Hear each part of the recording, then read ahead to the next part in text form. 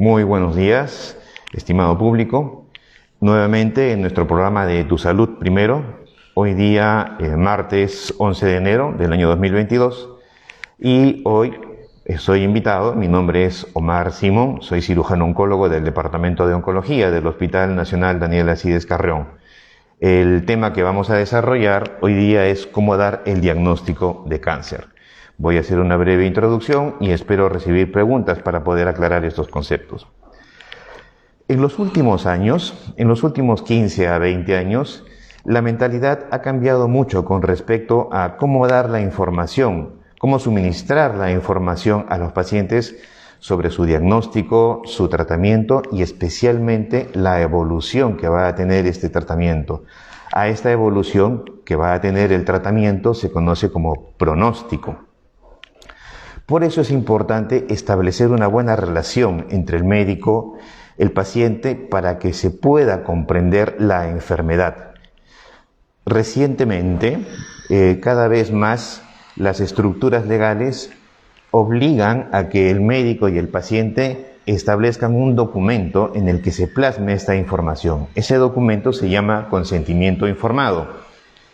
Y este consentimiento informado, al momento de ser firmado, exige que el paciente deba ser adecuadamente informado, se le proporcione los datos respecto a su enfermedad. Algunos pacientes son exigentes con respecto a la explicación, otros no tanto. Pero para estas circunstancias el médico debe estar preparado para poder proporcionar esta información. Cada vez que las personas tengan o reciban una mejor y apropiada, clara información, van a colaborar mejor con su tratamiento. Esto especialmente es importante cuando se incluye una dosis importante de esperanza y de fe basada en hechos reales, no en mentiras, ni en ocultamiento de enfermedad, basada en hechos reales, de manera que la persona pueda asimilar la enfermedad y afrontar una nueva posición y luchar contra esta enfermedad, lo que facilita el tratamiento. Es muy sencillo informar cuando la enfermedad es curable. Como sabemos, el cáncer en la mayoría de los casos tiene 4 etapas. Las etapas 1, 2 son altamente curables. La etapa 3 tiene un promedio de curación del 50% dependiendo del tipo de enfermedad. Y la etapa 4, cuando se ha desarrollado metástasis, tiene una tasa de curación menor que llega al 12 o 15% dependiendo del tipo de diagnóstico. No necesariamente el estadio 4 es sinónimo de muerte. Pero cuando estamos frente a estadios iniciales o cuando como cirujano, en el caso de mi especialidad, enfrento el diagnóstico y el manejo de una persona y el resultado es favorable, es positivo, la operación sale tal cual lo planificado, comunicar esto a la familia y al paciente resulta grato.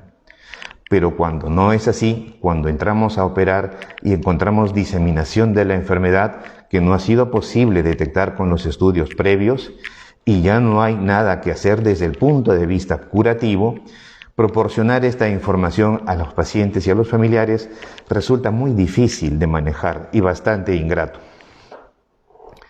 Es complicado dar una mala noticia y eso es muy importante. Para eso es muy importante que el profesional esté preparado. Cuando hay que comunicar una recurrencia de la enfermedad o una progresión que alcanza grados de no curabilidad, podemos y especialmente debemos nosotros, y cuando digo nosotros me refiero a todo el equipo de personas que ayudamos a otra persona. Este equipo está conformado por cirujanos oncólogos, oncólogos clínicos, psicólogos, anestesiólogos, enfermeras, técnicas de enfermería, médicos en terapia física y rehabilitación, nutricionistas. Todo este equipo de personas tiene que poner una adecuada cuota de fe en la curabilidad del paciente. Para esto es importante responder las preguntas que tiene el paciente de una manera clara, sencilla, comprensible y transmitirles la seguridad de lo que va a ocurrir. ¿Quién debe informar este tipo de noticias? Por mucho tiempo se ha considerado el extremo del paternalismo de no informarle al paciente ni a la familia muchas veces. El ocultamiento de la enfermedad, ya sea de cáncer o de cualquier otro proceso de enfermedad que no tenga un tratamiento exitoso. El otro extremo, ese es un extremo, el de no informar. El otro extremo es el de ser innecesariamente claro, extremo y muchas veces brusco al momento de proporcionarle la información al paciente y su pronóstico, sin tomar en cuenta la sensibilidad que estamos frente a una persona que va a enfrentar una nueva realidad.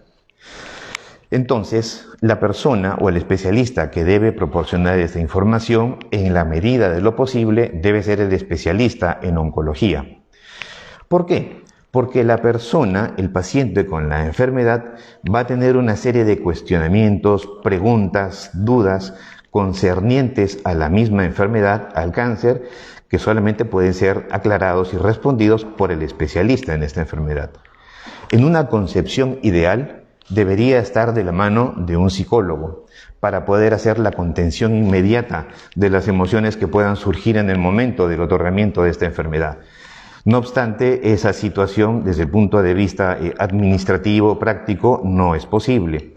Sin embargo, en el Departamento de Oncología del Hospital Carrión tenemos una articulación bien desarrollada con el servicio de oncología.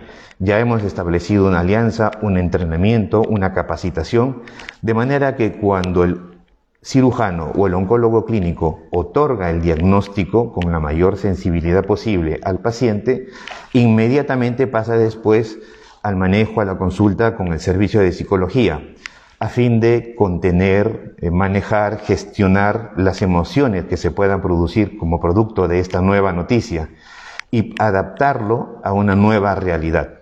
Es importante ese manejo articulado entre estas dos especialidades. No se debe delegar a ninguna otra persona, a ningún otro especialista que al oncólogo y al psicólogo. El hecho de proporcionarle a una persona un diagnóstico de esta naturaleza supone el acto médico más sublime, más importante que vamos a realizar los médicos, porque vamos a dejar de manera más o menos implícita en algunos casos que este diagnóstico puede ser sinónimo de muerte. Al respecto, unas breves palabras. El diagnóstico de cáncer, en la mayoría de los casos, no necesariamente es sinónimo de muerte. Por supuesto que mucho va a depender del tipo de enfermedad y de la etapa en la que se encuentra, pero en la gran mayoría de los casos, incluyendo la etapa 4, es posible alcanzar la curación. Por eso el médico entrenado, conocedor de la enfermedad, tiene que proveerle esta información al paciente. ¿Cómo hacerlo? Es una tarea bastante difícil, complicada, poco grata, a la que desafortunadamente el sistema de instrucción de formación del médico peruano y en muchos otros países incluso no se hace. No se hace durante el pregrado, es decir, durante la etapa universitaria, instrucción de cómo dar este tipo de noticias a las personas. Y tampoco incluso en las etapas de formación como especialista. No hay un entrenamiento de cómo dar una noticia así. Es algo que el médico va aprendiendo como arte, como sensibilidad en el transcurso del manejo de estas personas, con la experiencia. Cuando se establece este diagnóstico va a venir una etapa de crisis aguda. En la persona va a haber en ese momento un antes y un después en su vida. Ese después es una crisis, y es una crisis que va a tener incluso dos fases. Una va a ser la fase de adaptación a esta nueva realidad, a conocer el pronóstico, a adaptarse. Muchos de sus proyectos, de sus sueños, de todo lo que tenía plasmado en su vida va a cambiar. Y después viene una etapa de crisis en la que viene el declive de los síntomas, en la que la persona se reconoce como que va a entrar a una etapa de declive, de depresión de su estado físico y progresión camino hacia la muerte. Por eso es importante abordar con mucho criterio y con mucha delicadeza estas dos situaciones. En la mayoría de los casos, frente al diagnóstico de cáncer, es posible alcanzar la curación. Cuando esto no es posible como objetivo primario, se puede alcanzar un control de la enfermedad por algún periodo de tiempo, Después puede presentarse una recurrencia que se puede manejar, pero por lo menos hay un intervalo de tiempo en la que la persona está libre de la enfermedad. Cuando este segundo punto, no es posible, entonces se puede pasar al manejo paliativo. El manejo paliativo de la enfermedad es aliviar los síntomas, y en el Callao tenemos una articulación con un sistema de manejo paliativo que está incluido como manejo dentro del SIS, es decir, es gratuito para las personas que tienen SIS. E incluye las visitas domiciliarias, el manejo de los síntomas principales a la cabeza del síntoma de dolor, y también el confort espiritual y el manejo emocional, de manera que está articulado el manejo paliativo. Sin embargo, si no se está frente a este aparataje de manejo, y ni siquiera esto es posible, entonces existe siempre el alivio, el acompañamiento, el confort por parte del propio médico oncólogo, por parte del propio médico especialista, situación a la que uno debe estar completamente dispuestos. Hay que enseñarle a la persona a adaptarse a esta nueva situación y acompañarla en todo este proceso. Con respecto a cómo decir la enfermedad o cómo decir el diagnóstico, muchas veces a esto se le llama una mentira piadosa.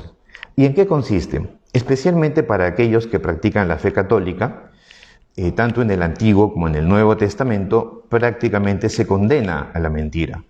El mismo Santo Tomás de Aquino, quien probablemente sea el teólogo más importante en la evolución de la fe católica, condenaba esto. No obstante, él mismo dejaba un margen para aquello que no necesariamente debía ser dicho. Me explico en términos más claros. Por ejemplo, cuando una persona era perseguida injustamente para ser ejecutada, como ocurría con muchas personas judías en la Segunda Guerra Mundial, y eran escondidas por personas que las querían ayudar, ahí el imperativo de decir la verdad implicaba la ejecución de esta persona. Por lo tanto, había una cuota de mentira con un fin supremo, con un fin benévolo. Esto también puede ocurrir con las personas con cáncer.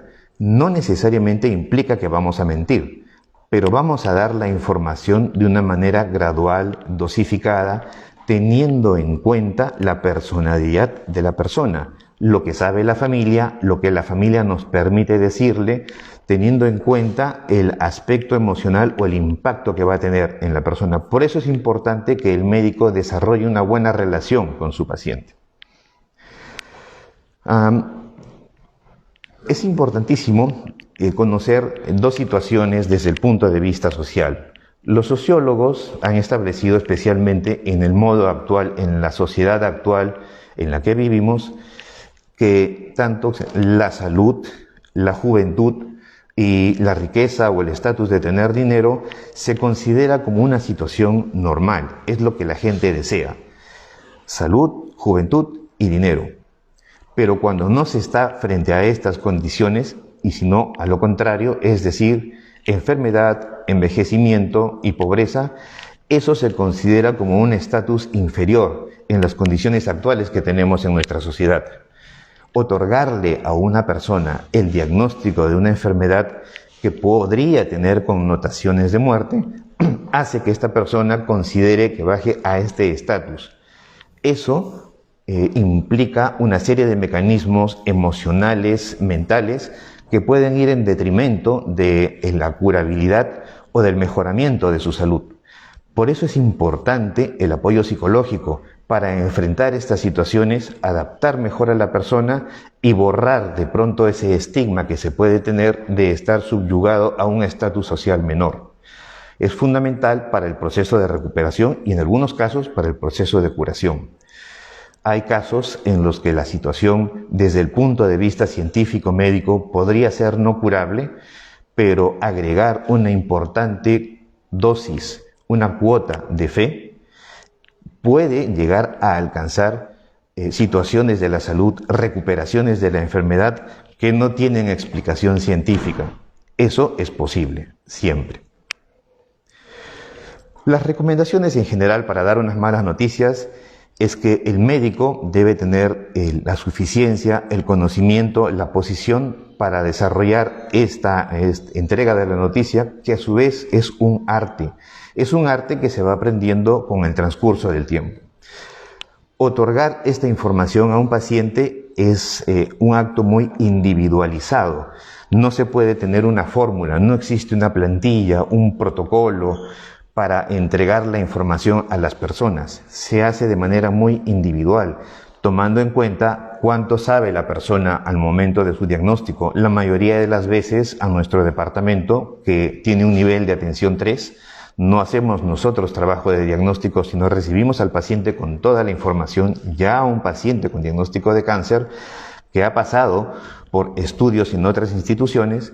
Entonces es una persona que puede tener cierta información previa en algunos casos, y es importante saber cuánto sabe respecto a su enfermedad y también cuánto quiere saber, cuánto la familia permite saber. Se debe individualizar siempre el manejo de la entrega de esta información. Para esto hay que conocer bien la personalidad, las emociones del paciente, y hay que tener un adecuado equilibrio entre la veracidad y el riesgo de que el paciente, por decir la verdad, pueda tener un impacto negativo. Muy bien, vamos llegando al fin de la presentación. Se debe dar la información cuando el paciente la solicite. No necesariamente llenar de información, de un gran volumen de información respecto a la enfermedad y a su pronóstico es mejor. Esta información se puede dar de manera gradual conforme nuestro paciente va desarrollando o va evolucionando su tratamiento. Eso es importante porque las personas al momento del diagnóstico prácticamente va a haber un bloqueo. Todo lo que se escuchó antes de ese momento puede ser recordado, pero lo que se escuche después de otorgar esa noticia difícilmente puede ser recordado. De manera que es importante proporcionar información de manera gradual. ¿Y cómo debe hacerse? Procuremos siempre tener un ambiente físico adecuado, favorable, libre de ruido, en la que no hayan interrupciones, en las que no hayan este tipo de interrupciones. El médico no debe ser interrumpido al momento de otorgar esta información, donde haya privacidad y donde el paciente pueda expresar sus emociones de manera libre. Quedamos dispuestos a las preguntas que puedan haber.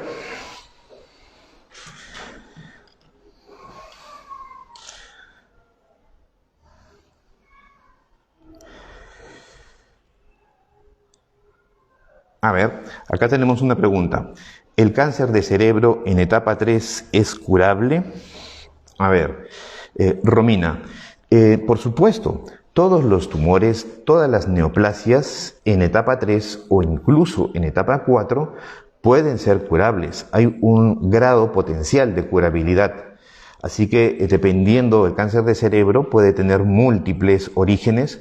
Todo va a depender del tipo de célula que le ha dado origen, de la localización que tiene ese tumor en el cerebro. Por supuesto, hay casos en los que se ha alcanzado curabilidad incluso cuando la enfermedad aparentemente se había diseminado. Eso se llama carcinomatosis leptomeningia, es decir, las cubiertas del cerebro se habían invadido por múltiples células de cáncer. Las personas han podido regresionar esa enfermedad y han alcanzado curabilidad. Hay casos, por supuesto, en los que se ha presentado esto, Romina, así que siempre es posible. No sé, no tenemos por el momento otra pregunta, pero las pueden hacer después al chat del Facebook de la institución y con todo gusto las puedo responder. Nos vamos despidiendo, entonces ha sido un gusto compartir este breve momento con ustedes. Espero que la información proporcionada les sea útil y nos estamos viendo hasta el siguiente episodio de Tu Salud Primero.